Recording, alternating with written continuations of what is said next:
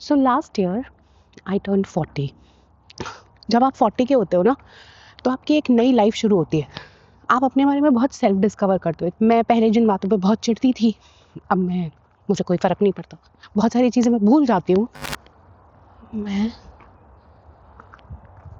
Broad walk की तरफ चलूँ या पहले मेरी मेमोरी बहुत शार्प थी। ये भी फ़र्क पड़ा है 40 का होने के बाद।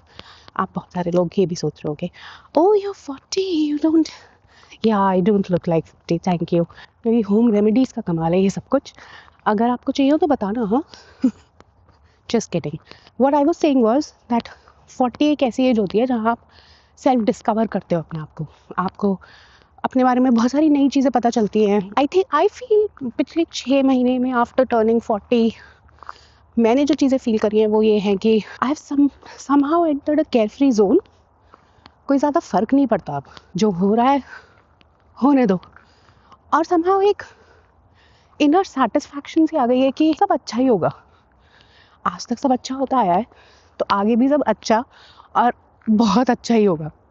I love reading books, but वो शुरू कैसे हुआ उसके बारे में आपको मैं अलग वीडियो में बताऊंगी। I was not always into books, but then it started.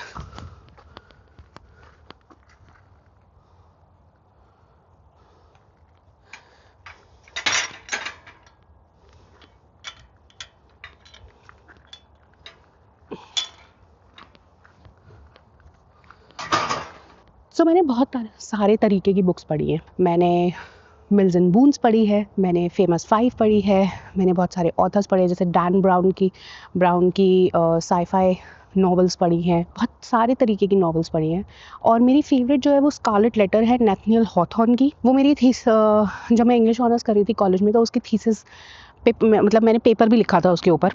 और अब जब मैं 40 की हो गई हूँ, तो मैंने अपने बारे में एक बहुत ही अजीब चीज़ नोटिस करी है। अब मुझे जिस जॉनर की बुक्स पसंद आ रही हैं वो शायद कुछ लोगों को अजीब लगे। मैं आपको एक बैक स्टोरी सुनाती हूँ। तो अब हम यहाँ यूके में रहते हैं। मेरी 7 साल की बेटी है, वो स्कूल में है। उनको स्कूल से बुक्स मिलती हैं पढ़ने के लिए। और इनफैक्ट वो बचपन से ही शी लव्ड रीडिंग बुक्स। तो हमारे पास काफ़ी अच्छी कलेक्शन है किड्स बुक्स की, राइट। और उनके स्कूल में, इनफैक्ट हर यूके स्कूल में, reading books is very very important. It's a mandate, it's like part and parcel of life. उसको रोज़ के 10 पेज पढ़ने ही होते हैं, इररिस्पेक्टिव किस बुक के पढ़ रही है या कैसे पढ़ रही है, but she has to read minimum 10 pages every day. उसको इस हैबिट में डालने के लिए वो हर रोज़ 10 पेज पढ़े। मैं भी उसके साथ बुक्स पढ़ती थी।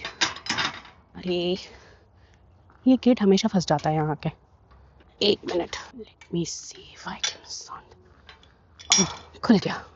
सो हाँ, मैं आपको ये बता रही थी कि तो मैं भी उसके साथ बुक्स पढ़ती थी। और इनफैक्ट हम अभी पीछे इंडिया गए थे, तो मैंने उसे बहुत सारी mythological books, Indian mythological books भी ला के दी हैं, जो कृष्ण भगवान के बारे में है, गणेश जी के बारे में है, शिव पार्वती के बारे में है। और एक किताब जो है वो इंडियन गॉडेसेस के ऊपर है, जो उसे बहुत पसंद है।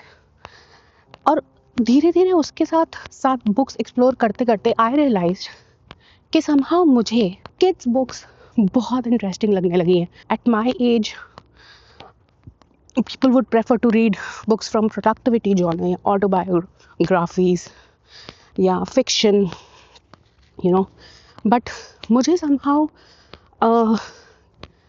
मेरी बेटी की एज की बुक्स पढ़ के या similar to that age books पढ़ के बड़ा मज़ा आता है। और फिर एक दिन हम ऑफिस में थे, राइट। हम लंच टेबल पे बैठे हुए थे, मैं और मेरे ऑफिस के कुछ कलीग्स, और ऐसी बुक्स की कुछ बात चली। तब मैंने अपने कलीग्स को बताया कि कैसे आजकल मुझे किड्स बुक्स में बहुत इंटरेस्ट आ गया है, स्टार्टेड रीडिंग दैम, मुझे बहुत मज़ा आता है वो बुक्स पढ़ने में। तब मुझे मेरी एक कलीग ने बताया कि there is a scientific reason behind it. होता ये है कि हम एडल्ट्स अपने रोज़मर्रा की लाइफ में इतने बिजी हो जाते हैं, हम इमेजिनेशन से, इलॉजिकल बातों से बहुत दूर चले जाते हैं, राइट। हम बहुत प्रैक्टिकल सोचने लगते हैं। सो बेसिकली हमको ऐसा लगता है कि क्योंकि हम एडल्ट्स हैं, हम मैच्योर हैं, तो हम सिर्फ मैच्योर चीज़ें ही कर सकते हैं, राइट? ओ गॉड, यहाँ पे काफ़ी कीचड़ है, थोड़ा ध्यान से चलना पड़ेगा। बट या, तो मैं आपको ये बता रही थी कि क्या साइंटिफिक रीजंस हैं कि हम एडल्ट्स को बच्चों की किताबें पसंद आती हैं।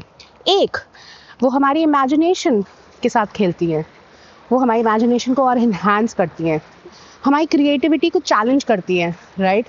बच्चों की किताबों में ना कोई कॉम्प्लिकेटेड प्लॉट्स नहीं होते जिसमें बहुत दिमाग लगाना पड़े। Everything is very simple, it's imaginative, it's magic, and you feel relieved, you don't feel stressed out when you are reading those books. आपके ब्रेन को ज़्यादा प्रेशर फील नहीं होता है, ज़्यादा मेहनत नहीं करती पड़ती है इन किताबों को पढ़ने के लिए, इसलिए ये किताबें आपके ब्रेन को और बेसिकली आपको पसंद आती हैं।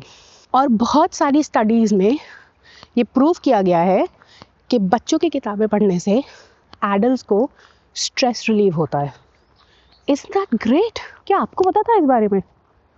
ये जो किताबें होती हैं ना, ये आपको कहीं ना कहीं अपने आप से वापस कनेक्ट करती हैं। आप बचपन में कैसे थे, आपको वैसी ही किताबें पढ़ना पसंद होती हैं, जैसे फेरी टेल्स हो गई, या फिर मैंने रिसेंटली पढ़ी यूनिकॉर्निया सीरीज़। आई डोंट नो अगर आपने इसके बारे में सुना है कि नहीं सुना है। इट्स अबाउट एक फ्रोज़न पैलेस के बारे में पढ़ा था मैंने, कैसे वहाँ 3 फ्रेंड्स जो नॉटी हैं वो क्या क्या करती हैं उस फ्रोज़न पैलेस में जाके। मैंने पढ़ा Santa and Son, it's a very nice book, lot of comedy, wit, very funny. कैसे एक क्रिसमस ईव एडवेंचरस हो जाती है एक बच्चे के लिए। और the good part about this book was divided into 3 acts। You remember Syd Field की 3 acts? और मैंने पढ़ी the diary of a wimpy kid. So एक ये बच्चा है, शरारती नहीं है बट बहुत मीन है, ही इज़ अ बुली। आपको कहीं ना कहीं उस बच्चे पे तरस भी आ सकता है, एक गुस्सा भी आ सकता है। और मैं और बुक्स पढ़ रही हूँ, और मैं पढ़ूंगी तो मैं आपको और बताऊंगी इन बुक्स के बारे में। कि मैं जिस कंट्री से आती हूँ ना, इंडिया से, हम थोड़े बहुत ही जजमेंटल किस्म के लोग होते हैं। वहाँ पे अगर आप अपनी एज से बड़े हैं, आई मीन अगर आप छोटे हैं और अपनी एज से बड़ी बातें करेंगे तो लोग बोलते हैं कुछ ज़्यादा ही समझदार हो रहे हो। और अगर आप बड़ी एज के हैं और आप चाइल्डिश बातें करेंगे तो लोग बोलते हैं इसकी खिसक गई है, राइट? मुझे ऐसा लगता है कि हमारे अंदर के बच्चे को ना मरने नहीं देना चाहिए, उसको हमेशा ज़िंदा रखना चाहिए और फन करते रहना चाहिए लाइफ में। मैच्योर होना अलग बात है और फन करना अलग बात है। और किसने बोला है कि मैच्योर होके आप मिलियनेयर बन ही जाओगे या आपके सपने पूरे हो ही जाएंगे? बल्कि फ़न करो, लाइफ एंजॉय करो। यही वजह है कि शायद आपको मेरे चैनल पे बहुत सारी बच्चों की बुक्स के बारे में और बहुत सारी बच्चों की फिल्म्स के बारे में, क्योंकि मैं बहुत सारी एनिमेटेड मूवीज़ भी देखती हूँ अपनी बेटी के साथ, जो मुझे बहुत अच्छी लगती है। मुझे ऐसा लगता है कि वाओ, कोई ऐसा भी सोच सकता है, कोई ऐसी पिक्चर भी बना सकता है। तो मैं ये सब भी शेयर करूँगी आपके साथ अपने चैनल पे। तो इसलिए मैंने सोचा कि इससे पहले आप लोगों को भी लगने लगे कि भाई इसको क्या हो गया है, ये ऐसी बातें क्यों कर रही है, तो मैं पहले ही बता दूँ कि हाँ भाई, हूँ मैं 40 की, भूलती है मेरी सांस ज़्यादा चलने से बहुत सारी चीज़ें भूल भी जाती हूँ।